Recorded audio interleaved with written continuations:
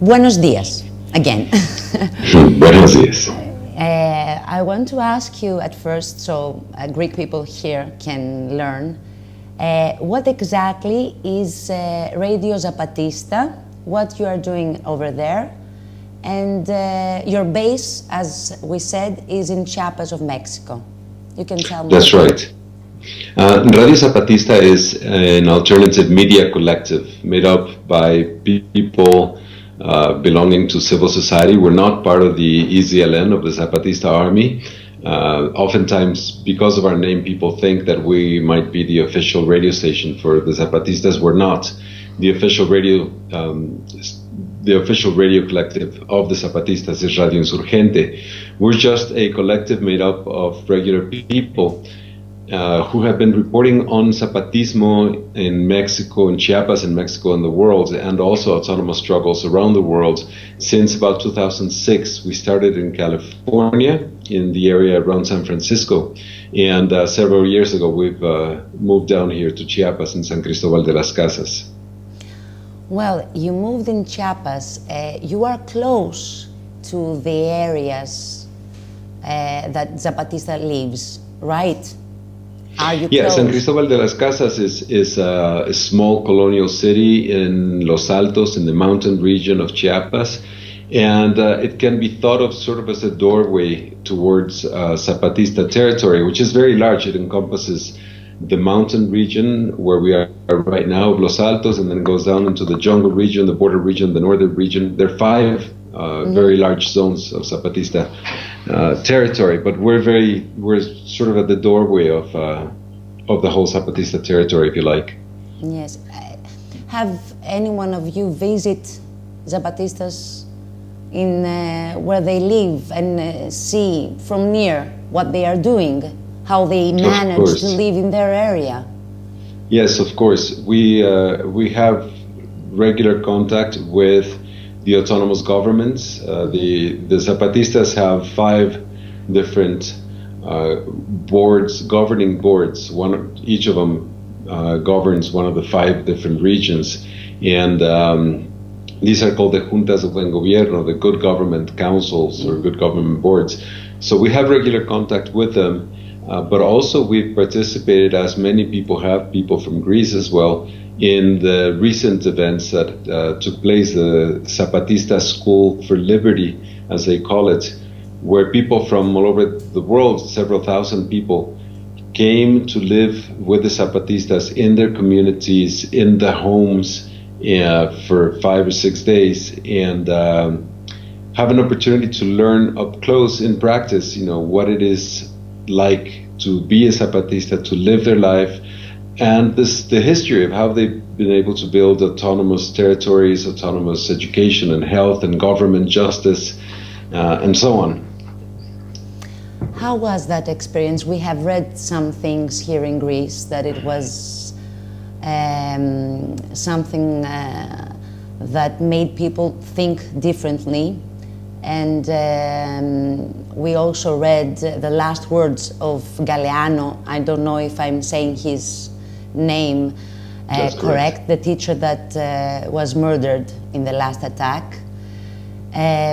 Your experience of that, of living with the Zapatistas, how was it for you? Yeah, I think it's been a phenomenal, extremely interesting experience.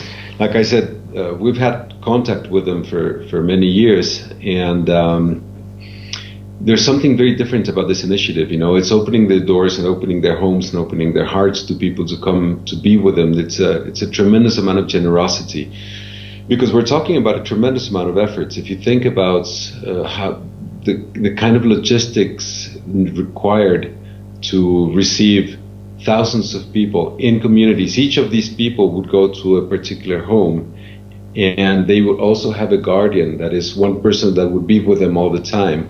And some of them in very remote villages up in the mountains or in the jungle, the kind of work that's needed to make this happen, in terms of logistics, in terms of security, in terms of feeding all these people and getting transportation and so on. And to ask absolutely nothing in return, because they weren't asking people to come here and then work in solidarity or to give anything, you know. The idea was simply to give all of us a present, that is a present of what it is like to be autonomous, what it is like to live in dignity, despite the material difficulties, you know, because we're talking about indigenous peasant communities, some of which, especially in Los Altos region, here in the mountain region, some of them are very precarious in terms of their material possessions, and yet how over the last 20 years they built a sense of dignity in what they've been able to do without receiving any money from the government, and being able to build schools and you know, a whole educational system, a whole health system. This kind of experience is something that marks you deeply and you can't forget. And I think for many people who had never had contact with the Zapatistas, I think had a very profound impact it did on us who have had that contact.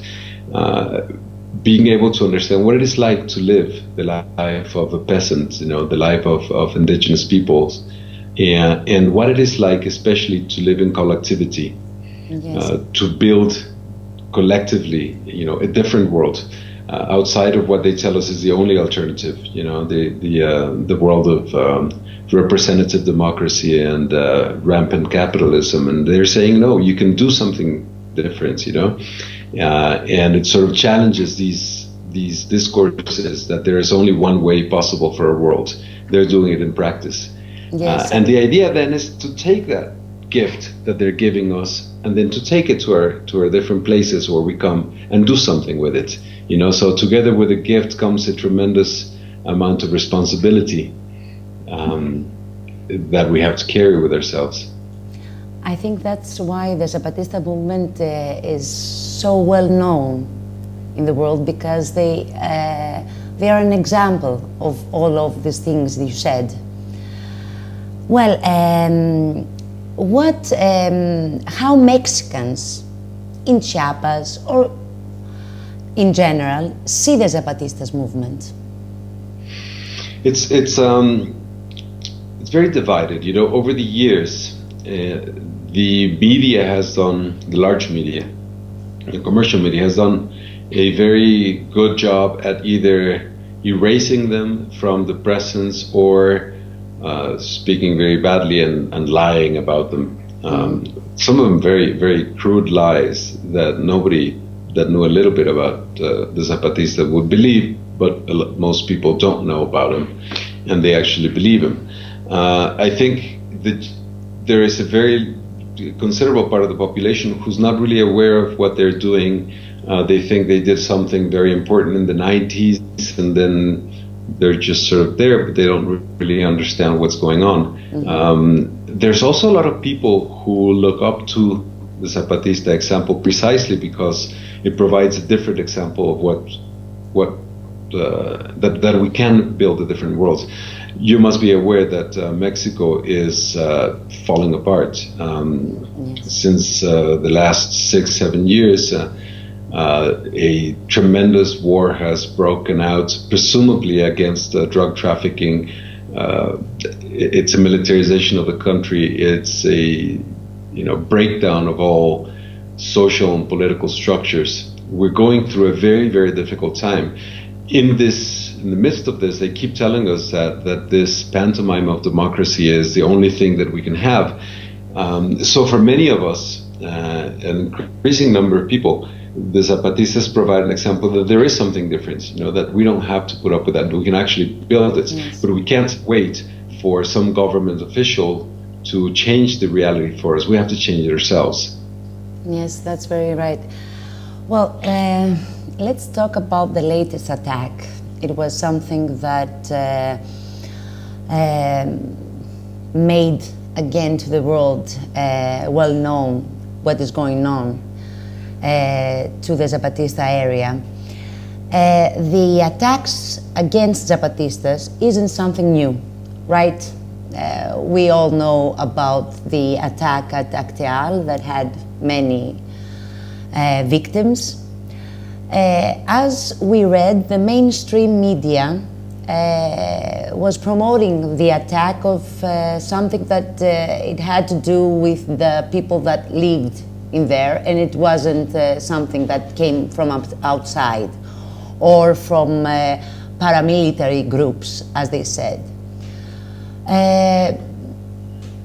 have read what the Zapatistas said about the attack.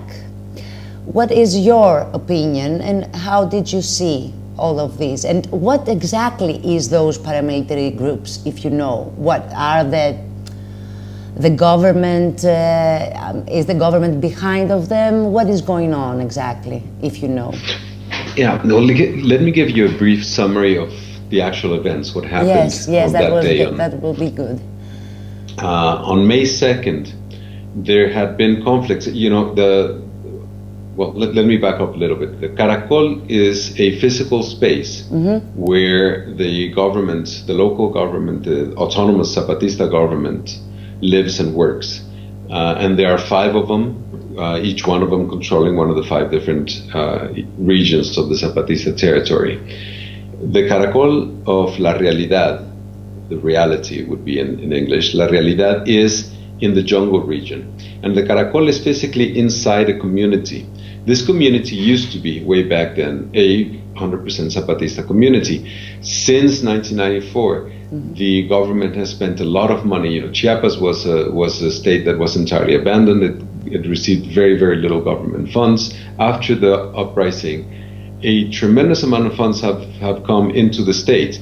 But these funds have been used, you know, presumably for development, but in reality they've been used to support groups that are against the Zapatistas. And so the people that live in the community of La Realidad that surrounds the Caracol, more and more have gone over to the other side because of these very large amounts of money that the government has invested into turning people against the Zapatistas. This, by the way, is actually not a conspiracy theory. This is set down in black and white on paper in what is called the Plan Chiapas that came out in '94. It's a counterinsurgency plan that has now been declassified. That document exists, where one of the strategies of the government and the army is to arm and train paramilitary groups, that is peasant groups, peasant organizations that will be armed and trained by the government in order to oppose the Zapatistas. A second version of that document came out in 2000. It still maintains the idea of building paramilitary groups.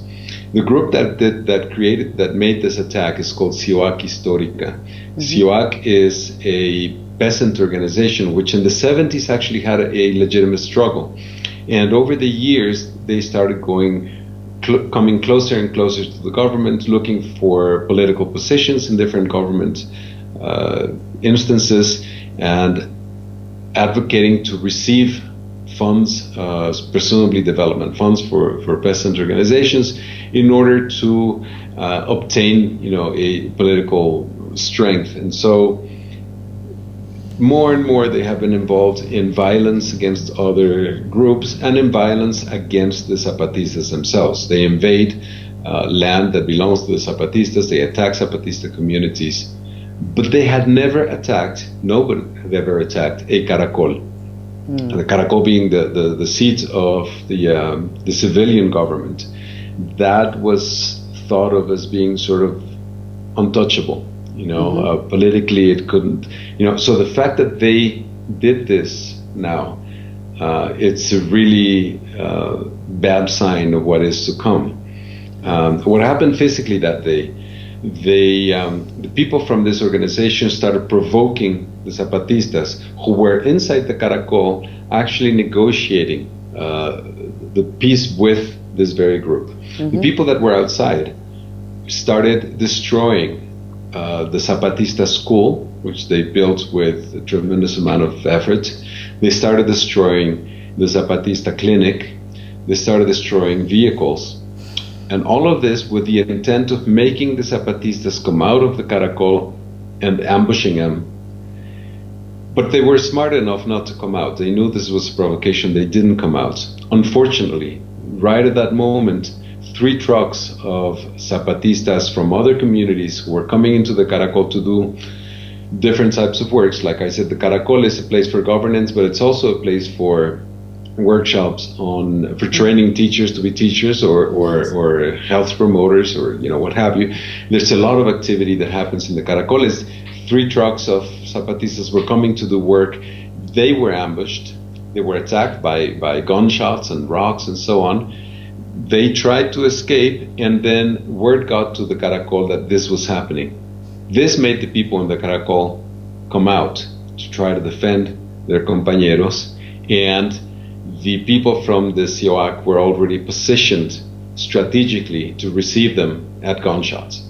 And they brutally murdered with kind of brutality and hatred that is incomprehensible. One of the teachers that participated in the School for Liberty that we were talking about, yes. And 15 others were left badly injured, who are now been taken care of in one of the Zapatista clinics nearby. So the amount of violence was so brutal against the people in the Caracol that the Good Government Council, which is a civilian Zapatista government, mm-hmm. decided that this kind of violence was beyond their ability to cope, to deal with it. And they asked the general command of the Zapatista army to come in and take care of the issue. Yes. The general command of the Zapatista army is right now in the Caracol of La Realidad, together with Subcomandante Insurgente Moisés and mm-hmm. Subcomandante Marcos, and they're conducting the investigations to find out exactly who is responsible, both directly and indirectly. And so far they have determined that there was a direct participation by the Chiapas state government, and they are still to determine whether there is involvement by the Mexico's federal government. Yes, and we read some things that they said about that. About what you said, that I read that they don't want revenge, as they say. They want justice. I'd like to ask you, when they say justice, in those situations that they live, what exactly do they mean? They must do something to defend themselves. Isn't that right? Yeah. When they say justice, can they take those people to a court? No. Is it that is it something that they can do? The Zapatistas have their own justice system, mm-hmm. just like they have their own government system, and it doesn't depend. Okay, that's what I want to know about the justice system. Yeah, they have, so Zapatista autonomy involves every single aspect of life. Not only do they have their own educational system, their own mm-hmm. health system, independent from the government, but they also have their own governance system and their own justice system. Mm-hmm. A justice system that is based on the indigenous principles of collectivity, and that is not based on prison or fines. It works very differently, just like indigenous groups, exert their own justice. Mm-hmm. In this case, we don't know what they mean or how they will go about seeking justice, not revenge. And we can't speak about it until we hear from them what they intend to do. It's clear to me that they need to do something strong mm-hmm. in order to keep this from happening any further. Yes, There's because a very as clear you sign. said, they are very concerned that what is exactly going on, and this activity and this attack, it seems that it will have a continued thing. And I just ask you about the justice because some of the people in Europe think that justice is like we think about justice. They will go to a court, they will get them to the prison, and it isn't like that. That's why I asked you that. Yeah, and like I said, it's very difficult to know what they will do in this case, but they will certainly do something about it, and it will definitely not be going through the courts of the Mexican judicial system, which don't work anyway. They will be doing something according to their autonomy, as they've always done. There should be a press conference this Saturday when we go there, and there's a large caravan leaving from many parts of Mexico, with several hundred people going there, and we should be able to learn more about what they're thinking when we meet with them on Saturday. I think it's important to talk about a little bit about what's behind all of this. Yes, exactly. That's why that's what we said in the beginning, that we are talking about paramilitary groups which have contacts with the government. We talked about the money that some of the people in the area take, and that's what I wanted to ask you. Why all of these? Why the Zapatista movement is so annoying and so disturbing for the government in Mexico, and what exactly is behind behind the attacks? Yeah, again, this is a very strong escalate of the type of attacks. Paramilitary attacks have been going on since '94 as a strategy by the Mexican government and the Mexican army. But never had there been an attack against the Caracol. The Caracoles were built in 2003, and never had they been directly attacked. There is a particular context right now. For many years, Chiapas has been coveted by very strong multinational interests. Chiapas is the southernmost state in Mexico, bordering with Guatemala. It's the richest state in terms of natural resources, a tremendous amount of resources in terms of water for hydroelectric plants and mining, wood, oil, as well as a tremendous potential for large tourism.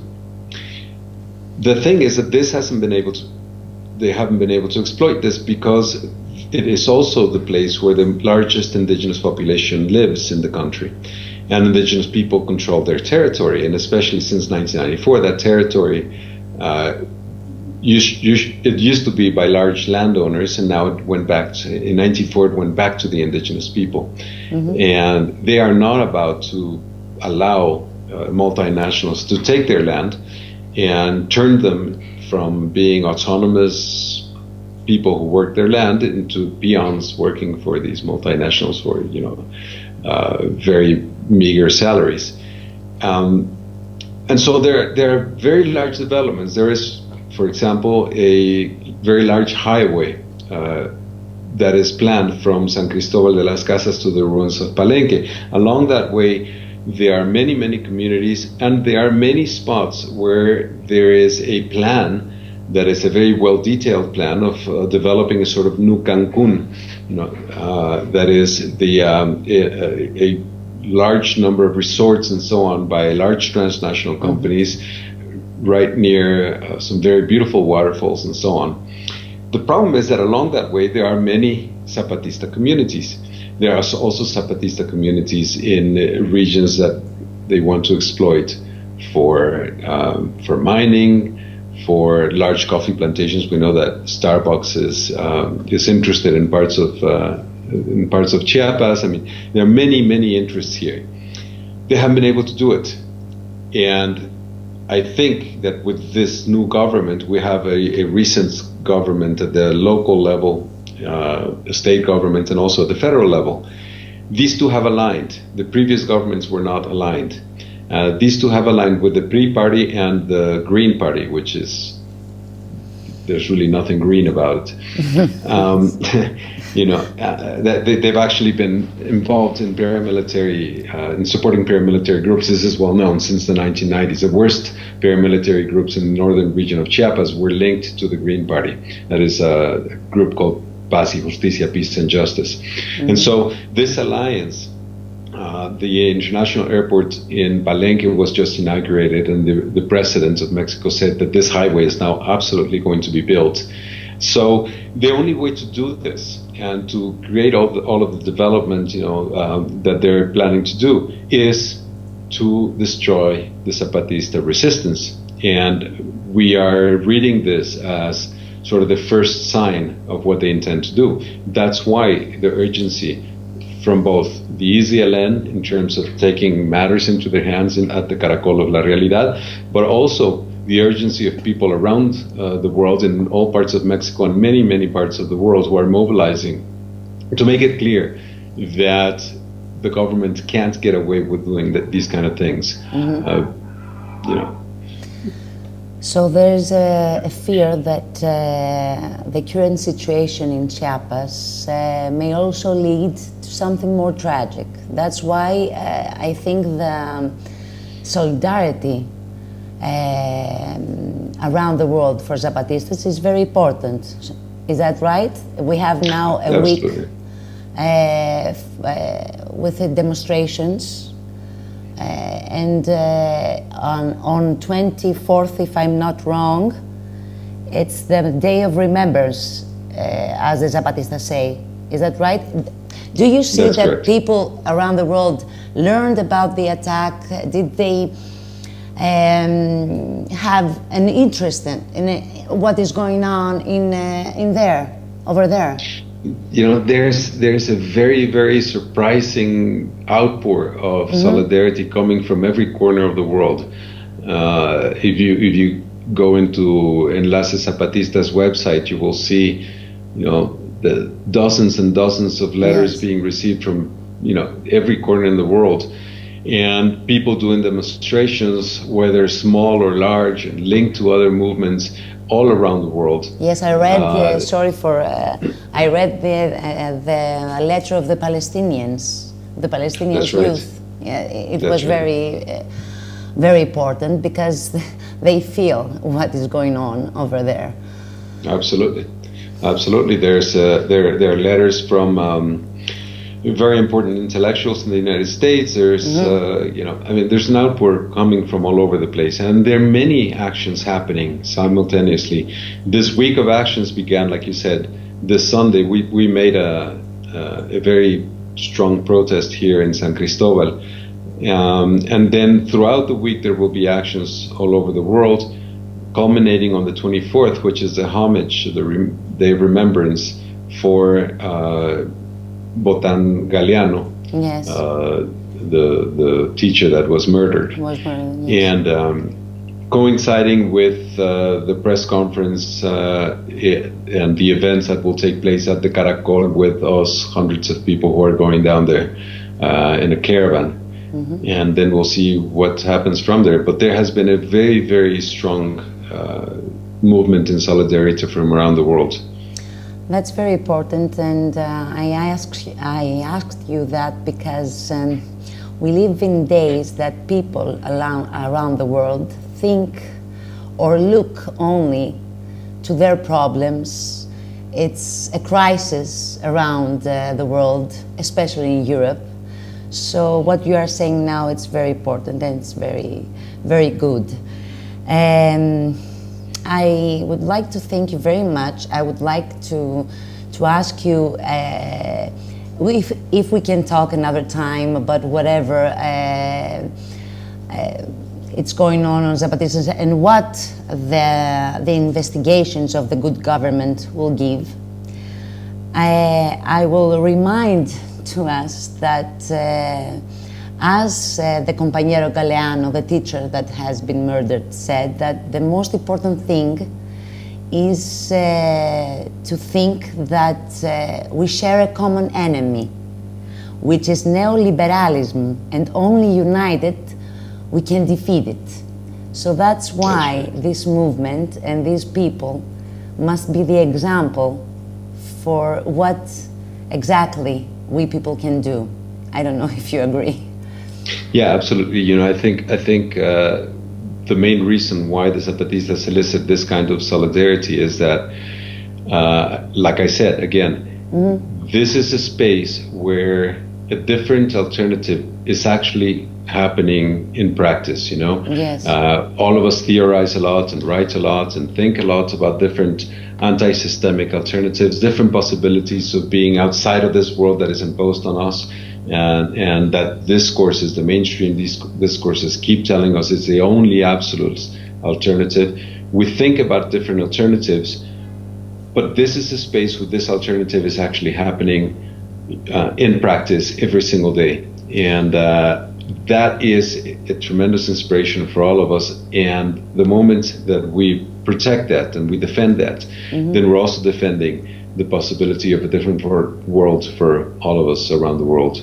Yes, and the thing is that they are not keeping that from for themselves. They are coming out. They want to talk to people. They invite people. The things that you said about the little school. And this is why they're so loved, I think, and people just want to learn from them because they don't talk only. They do it in practice, just like you said. That's right. That's right.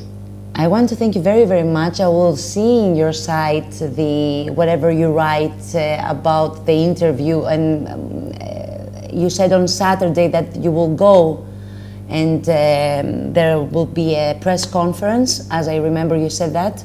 So that's right. Yes, so you will inform, I think, your site, and we will translate it in Greek here, and it will be nice sometime to speak to you again.